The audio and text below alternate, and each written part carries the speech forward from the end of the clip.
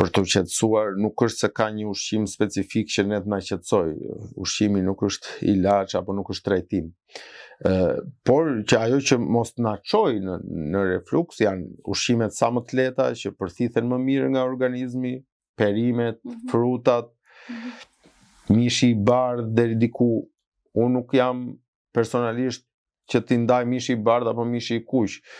Për mua e rëndësishme është sasia që ne, se sa lloji i ushqimit që ham, përveç se atyre që tham që janë ato pikantet, që janë acaruse, çokolata edhe këto gjërat pihet me gaz, për shembull mund na acarojnë, alkooli.